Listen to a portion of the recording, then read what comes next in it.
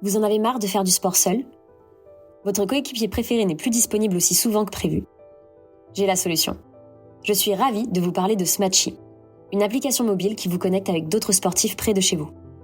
Que vous soyez amateur ou sportif confirmé, Smatchy propose des fonctionnalités pensées pour vous. Un algorithme qui vous connecte avec des personnes partageant votre pratique, ou bien la possibilité de rejoindre ou d'organiser vos propres événements. Alors si vous avez envie de sortir de votre routine, de rencontrer de nouveaux partenaires ou simplement de rester motivé dans votre pratique sportive, téléchargez Smatchy dès maintenant. Petit bonus, c'est 100% gratuit. Disponible dès maintenant sur l'App Store et le Google Play Store.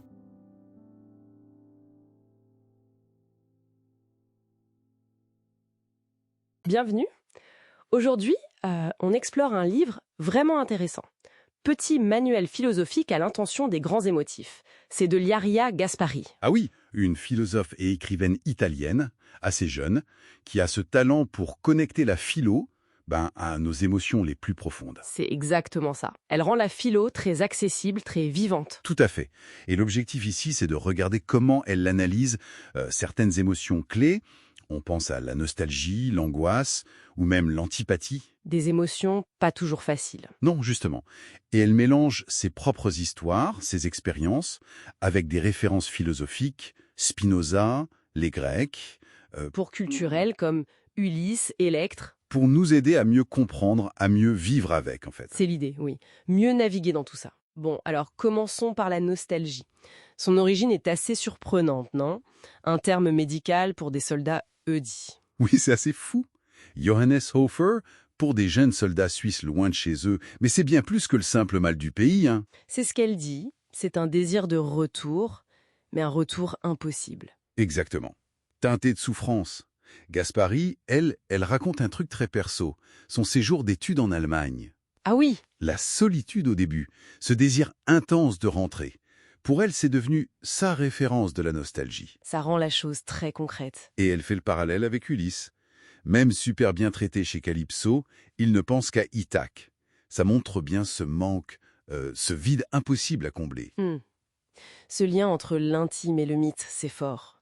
Et ça m'amène à l'angoisse, une autre émotion qu'elle aborde de front. Oui, et là aussi, de manière très directe, presque intime, elle parle de son trouble à elle, depuis toute petite. Des douleurs thoraciques à 5 ans, j'ai lu ça.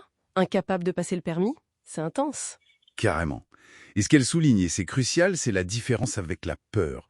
La peur, on sait de quoi on a peur. L'angoisse, C'est flou, diffus. voilà, un fardeau invisible, dit-elle, sans objet précis. Elle cite Électre, Freud, bien sûr, mais son message principal, c'est « il faut l'écouter ». L'écouter, pas la combattre.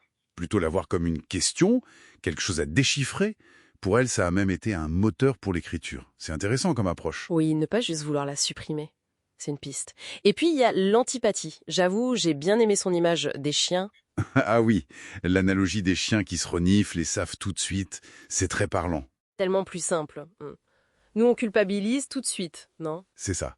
On se sent mal d'éprouver de l'antipathie.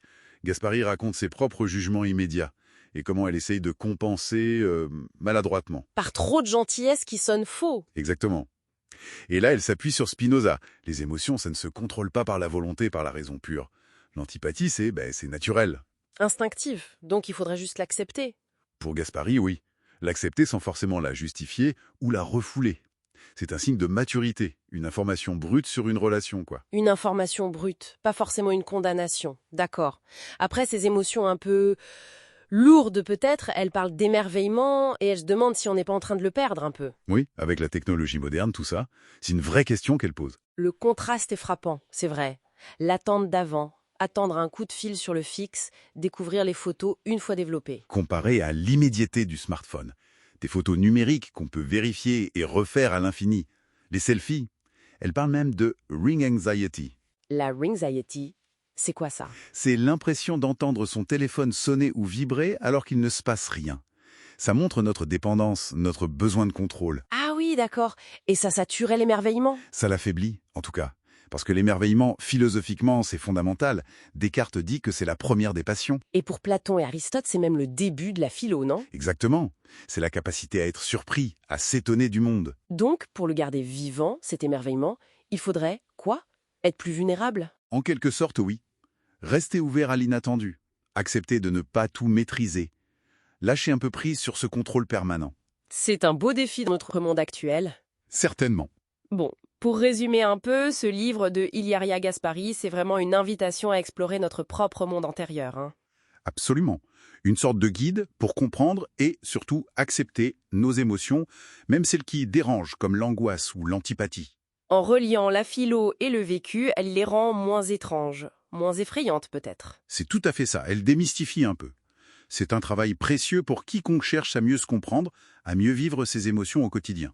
L'idée sous-jacente, c'est que cette richesse émotionnelle, faut l'accueillir. Oui, y compris ces aspects inconfortables. C'est peut-être ça, le chemin vers une vie plus authentique, une meilleure connexion à soi et aux autres. Et pour laisser matière à réflexion, et si, comme le suggère Gaspari, accueillir pleinement ces grandes émotions, au lieu d'y voir une faiblesse ou une bizarrerie, si c'était en fait une force. Une voie vers une compréhension plus profonde de soi et du monde, c'est une pensée intéressante pour finir. Paris, 1895. La marque Clicia s'installe place Vendôme. Le premier institut de beauté au monde ouvre ses portes. Par la suite, sa prestigieuse école esthétique. La marque Clicia devient la favorite de cours royales et de célébrités. Ses cosmétiques sont distribués dans 40 pays, jusqu'aux Amériques et la Chine. Clicia produit plus d'1 millier d'articles, parfums et soins du visage.